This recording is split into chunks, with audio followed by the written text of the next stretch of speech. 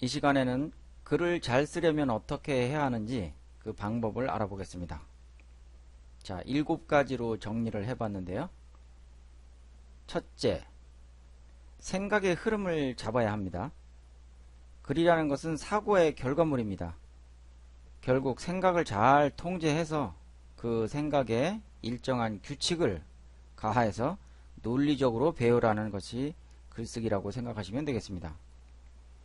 언어와 글, 이 두 가지는 같은 선상에 있는 것입니다. 이 둘을 따로 분리해서 생각할 수는 없겠죠. 말을 할 때도 순서를 생각합니다. 그러니 글을 쓸 때도 순서를 생각하십시오. 어떤 내용이 앞에 나와야 되며 또 어떤 내용이 뒤로 이어져야 하는지를 생각하면서 생각의 흐름을 제어하십시오. 자, 둘째로 개연성을 놓치지 마십시오. 자, 개연성이라는 것은 논리적인 글쓰기와도 밀접한 관계가 있습니다. 어떤 일이 일어날 수 있는 가능성을 개연성이라고 합니다. 글쓰기는 논리의 흐름이라고 했기 때문에 논리에 모순이 있다면 곤란하겠죠. 그러니 글이 흘러가는 흐름 가운데 생뚱맞은 이야기가 끼어들어서는 안 된다는 것입니다. 개연성 있는 글을 쓴다는 것은 다시 말해서 충분히 일어날 수 있는 가능성 있는 이야기들을 열거해야 한다는 것입니다. 흐름을 거스리는 내용이 나온다면 독자들은 의아하게 생각할 뿐만 아니라 거부감마저 들 수도 있습니다. 그러니까 글을 쓸 때에는 글쓴이가 그 글 전체의 맥락을 고려해서 이야기를 끌고 나가야 한다는 것입니다. 자, 셋째로 글을 잘 쓰려면 어떻게 해야 되느냐? 말하고자 하는 요지를 반드시 넣어 주십시오.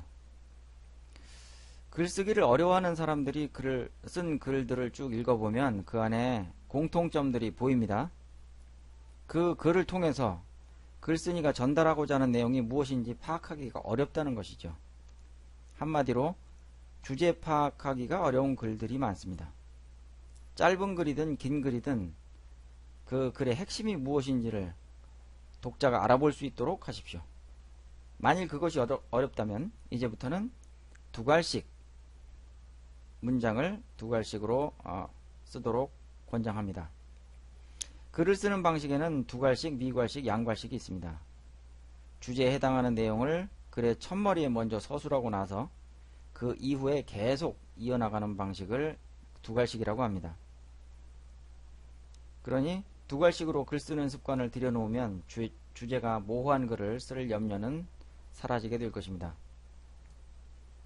넷째로 글을 잘 쓰려면 일기를 쓰십시오. 자, 뻔한 얘기 같지만 이 안에 아주 중요한 사실이 담겨 있습니다. 글쓰기는 사고의 결과물이라고도 했습니다. 그렇다면 눈에 또 보이지 않는 사고를 어떻게 문자화해서 글로 옮겨 놓을 수가 있을까요? 그렇게 생각하면 글쓰기라는 것이 매우 어려운 일이 되겠죠. 여기에서 일기가 가지고 있는 속성을 한번 생각해 보십시오.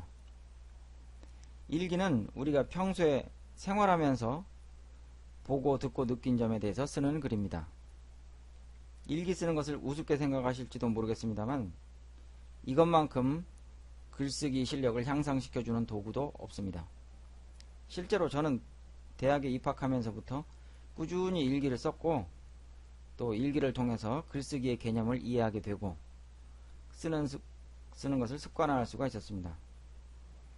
글쓰기 초보자가 처음부터 길고 멋진 글을 쓰겠다고 한다면 이제는 생각을 달리할 필요가 있습니다. 짧은 글을 쓰는 것도 어려워하는 사람이 긴 글을 쓸 수가 있을까요? 또 일상생활 중에서 겪었던 에피소드를 글감으로 해서 쓰는 일기조차 쓰지 못하는 사람이 수필, 소설, 평론, 사설, 칼럼 이런 글들을 쓸 수 있을까요? 그것은 어려운 일입니다. 글쓰기의 단계를 밟아 나간다고 한다면 일기부터 시작하는 것이 좋습니다. 앞에서도 얘기했지만 글이라는 것은 추상적이고 눈에 보이지 않는 개념을 눈에 보이는 문자로 변환하는 작업입니다. 생각이나 느낌, 감정과 같은 것을 빠른 속도로 문자화시키는 훈련을 해야 합니다. 머릿속에 맴도는 생각을 단어화해서 나열하는 것이 글쓰기 작업입니다.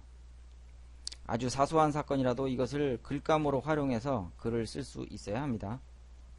어떤 사물을 보든 어떤 생각을 하든 그것을 글로 문자화하는 연습을 하십시오. 이것은 마치 영어 회화를 공부하는 사람이 수시로 한국말을 영어로 바꿔보는 연습을 하는 것과 같은 이치입니다. 한국말을 영어로 바꾸는 것이 영어 회화 공부 방법이라면 생각을 문자화시키는 공부가 바로 글쓰기 공부 방법입니다. 일기에서 다루는 내용은 뻔하지 않습니까? 매일 반복적인 생활이 일상이고 그런 생활은 딱히 달라질 것도 없는데 뭘 쓰란 말입니까? 바로 여기에 글쓰기의 해답이 있습니다. 글감이 없을 것 같은 상황에서 글감을 찾아내는 것이 글쓰기의 시작입니다. 글쓰기 초보자들에게 주제를 주지 않고 글을 써보라고 하면 쓸 것이 없다는 말만 되풀이합니다. 주제를 주고 글을 써보라고 해도 마찬가지입니다. 무엇을 써야 할지 모른다는 것이죠. 하지만 일기를 꾸준히 쓰는 사람들은 매우 사소한 일상에서도 글감을 찾아내는 능력을 갖고 있습니다.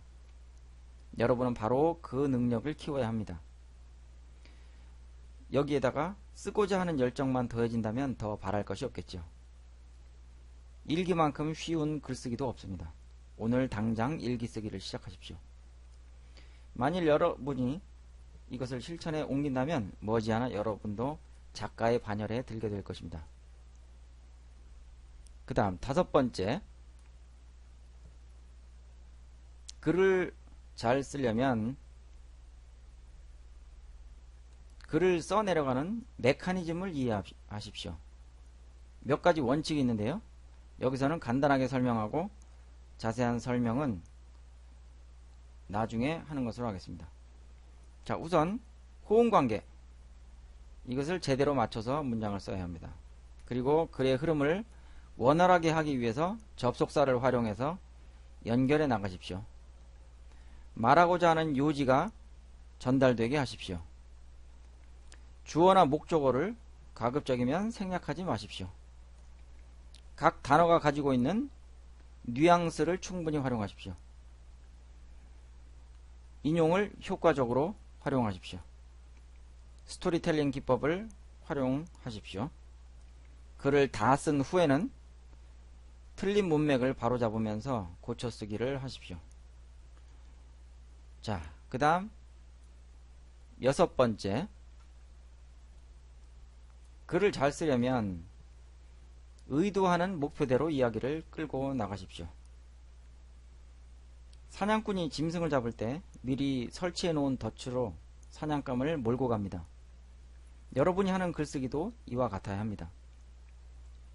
글을 읽는 독자는 능동적인가요? 아니면 수동적인가요?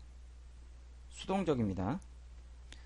독자는 저자가 쓴 글을 따라서 읽어가면서 이해하는 일밖에 할 수가 없습니다.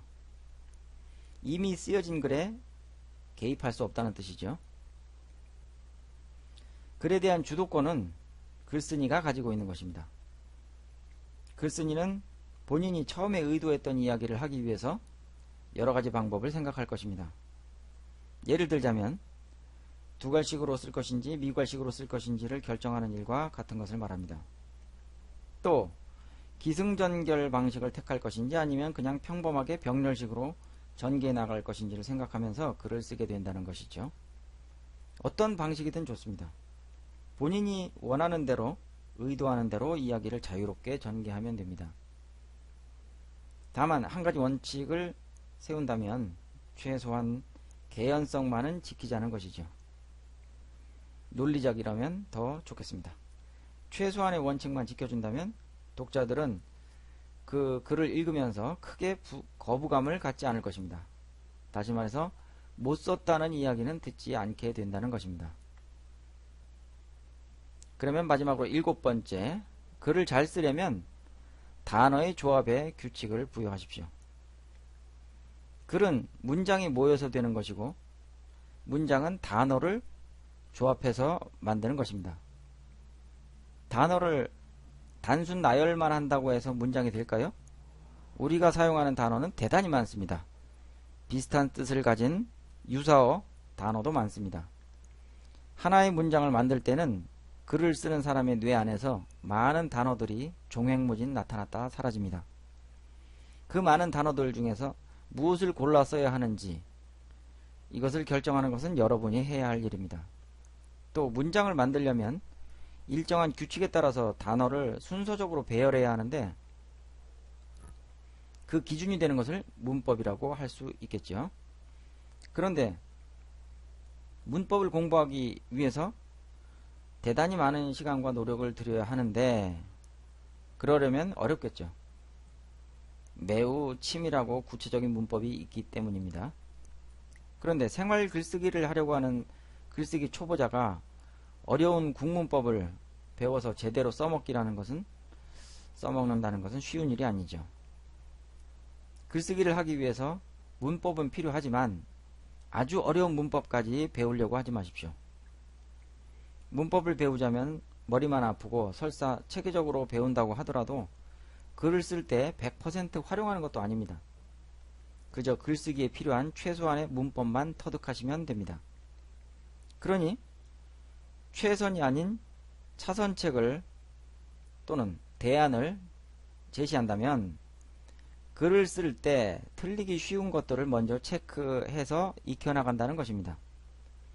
이것은 마치 대입 수험생이 시험 공부를 할 때 문제풀이를 하지 않고 반대로 문제지에 답을 체크해 놓고 나서 그것을 외우며 공부하는 방법과 유사한 학습법입니다.